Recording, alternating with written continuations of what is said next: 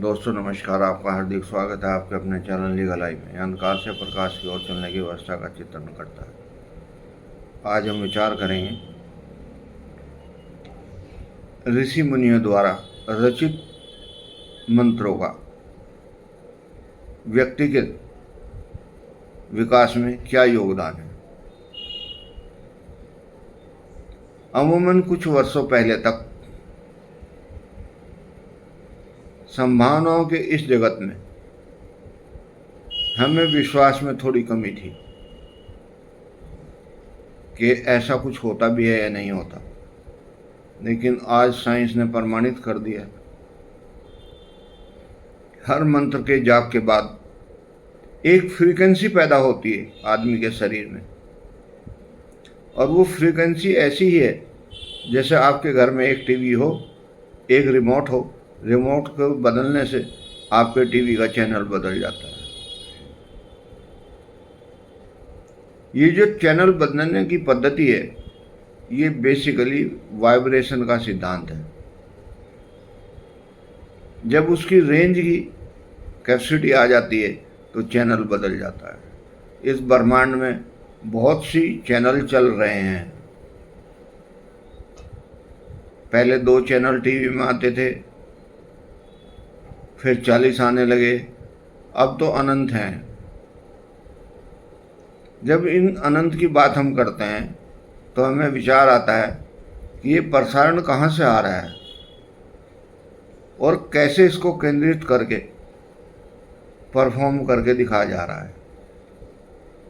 ये वैज्ञानिकों की विशेष अनुकंपा है कि उन्होंने ऋषि मुनियों के द्वारा प्रदत्त मंत्रों को जागृत किया।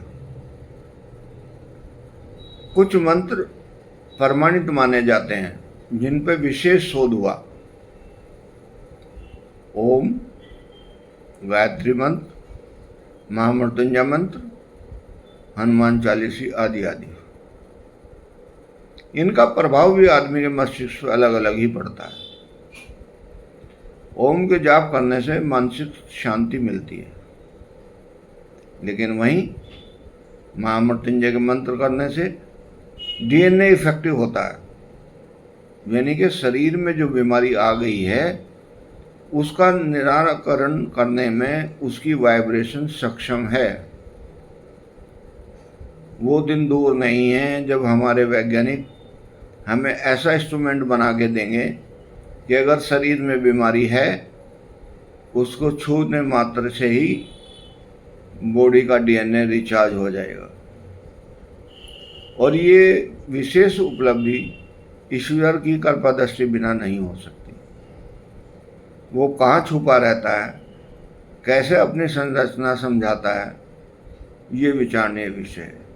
लेकिन एक विचार आता है, उस पर वैज्ञानिक शोध करता है और उस पर ईश्वर की कृपा दृष्टि होती है और वो एक इंस्ट्रूमेंट बना देता है, और वो इंस्ट्रूमेंट इतना इफेक्टिव होता है जन कल्याण के लिए, मानव जाति के लिए, कि उसका मूल्यांकन करना बहुत मुश्किल है। एक आदमी अगर डिप्रेशन में बैठा है और उसको एक डोपामाइन का इंजेक्शन लगा दिया जाए तो प्रसन्न हो जाता है। लेकिन अगर उसको आधा घंटा गायत्री मंत्र, ओम का जाप या महामृत्युंजय का जाप करा दिया जाए तो ये डोपामाइन अपने आप ही सीक्रेट हो जाता है, मस्तिष्क में बनना शुरू हो जाता है और उमंग पैदा करता है। जब हम इस स्थान तक पहुंच गए हैं कि जो बॉडी में डेफिशिएंसी है जठर रस की, उसकी भी पूर्ति होने लगी है, तो हमें इस बारे में विचार करना चाहिए। और ये विचार करना चाहिए कि हम खोज ना करें, उसमें अपना समय बर्बाद ना करें, बल्कि खोजी हुई महात्माओं की देन, प्रकृति की देन, वैज्ञानिकों की देन, उनको समझकर ही अपना जीवन निर्वाह करें।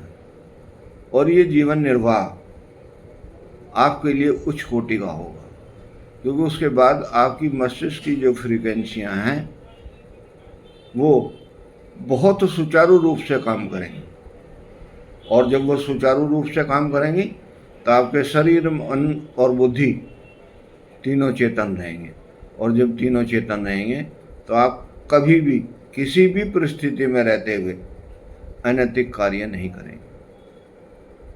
एक आदमी को सुबह चाय ना मिले, वो कहता है मेरे सिर में दर्द हो गया, आज मुझे सुबह चाय नहीं मिली, दूसरे आदमी को इसका कोई प्रभाव नहीं। क्यों? क्योंकि उसके पास मानसिक गुलामी नहीं है, वो किसी संस्कार में बंधा हुआ नहीं है, वो तो निराकार से जुड़ा हुआ है। हर समय उसके पास आनंद का सोर्स आ रहा है, और इस आनंद के सोर्स के लिए आपको थोड़ा सा प्रयत्न करना पड़ेगा, और वो प्रयत्न वही है, जाप करो, ध्यान करो, समर्पण करो, और हरि नाम भजो।